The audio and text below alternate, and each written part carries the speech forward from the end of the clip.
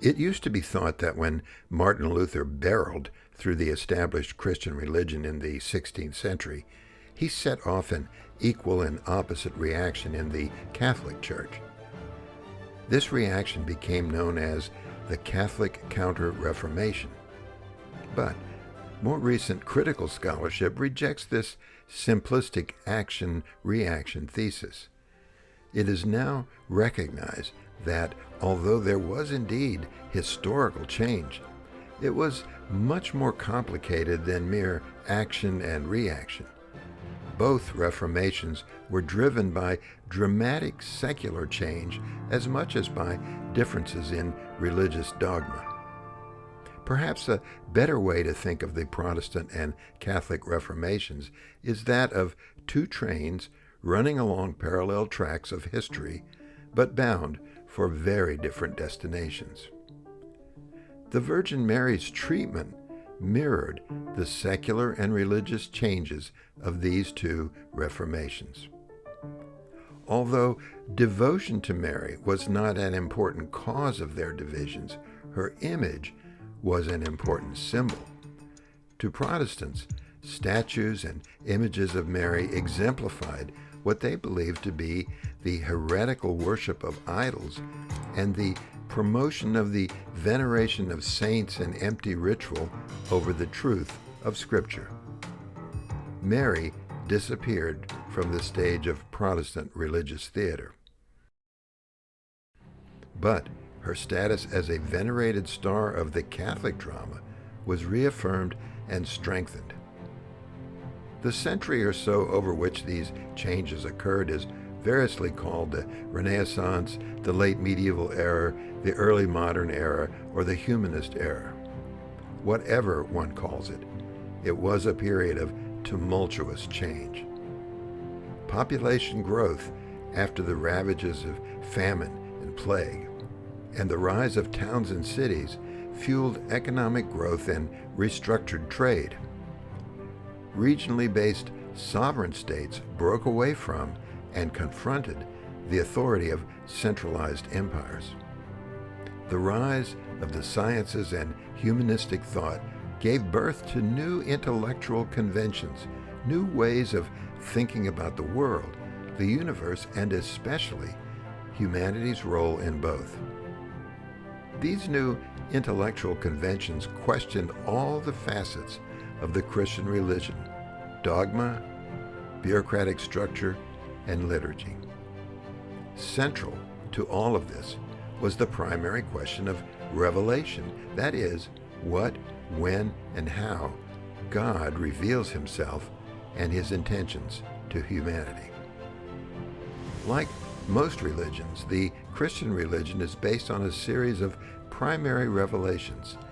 These revelations were received by select human beings, passed on orally and recorded in sacred texts. But simply reducing revelations to texts would not take any religion very far. The message of that text also must be brought to the world. This is done through teaching, missionary outreach, and the continuing revelations of exegesis and ritual. Those processes, in turn, require human structure. This structure is realized in various forms of authoritative leadership: popes, bishops, priests, imams, gurus, and so forth. Temples, mosques, and churches provide sanctified focal points, holy connections between structured leadership and the masses of ordinary people. In the real world of human greed and ambition, the religious structure is also required to interact with the secular authority of kings, princes, presidents, and dictators. By the 16th century, those Christians who became reformers thought that their leaders had lost their way.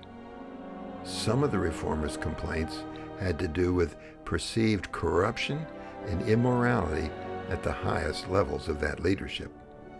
But others grew out of friction between the growing perception of human beings as individuals and what were thought to be rigid, unrealistic, and bureaucratic demands of liturgy and clergy. It was argued that those demands were far removed from life as it was actually lived. Luther and his followers turned aside from the church. They hacked out a new trail. That trail led to Protestantism. Reformers of the Catholic Church, on the other hand, stayed on the road that they believed was demanded by revelation, the inspired analysis of sacred texts, and church tradition. The Catholic Reformers convened the Council of Trent to consider change. The council met in 3 sessions over 18 years, from December 1545 to December 1563. The deliberations and declarations of the Council of Trent might be thought of as clearing underbrush from the roadway and strengthening its foundations. Mary emerged triumphant. The council firmly rejected Protestant criticism that characterized veneration of Mary as idol worship.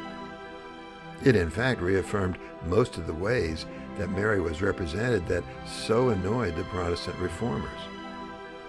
The council did condemn the practice of worshiping idols and images as God in themselves, and the belief that such objects in themselves possess any kind of divinity. However, the council strongly defended the use of images as a means of instruction in religious history. They were a proven way to inspire contemplation of the sacred things they represented. That contemplation led to adoration and love of God. The council also addressed the problems of the church's structure.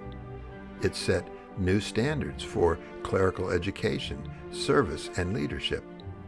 More broadly, the council encouraged the establishment of educational institutions for both clergy and lay populations. Mary was woven throughout the appearance and substance of these new seminaries and colleges. The invention of the printing press boosted both the Protestant and Catholic Reformations. The printing press caused an explosion of books and literacy that was every bit as dramatic as change in today's digital revolution. New Catholic religious orders, such as the Society of Jesus, known as the Jesuits, furthered the Catholic goals of education.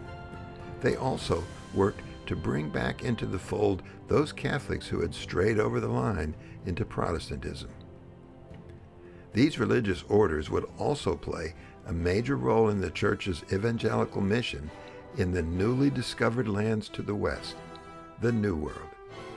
Indigenous populations were often persuaded to embrace the Christian faith by means of syncretic images of the Blessed Virgin, such as the Virgin of Guadalupe. In the next episode, we will explore modern views of Mary, including changes in liturgy and doctrine that sought to tone down her role as Queen of Heaven and heavenly intercessor.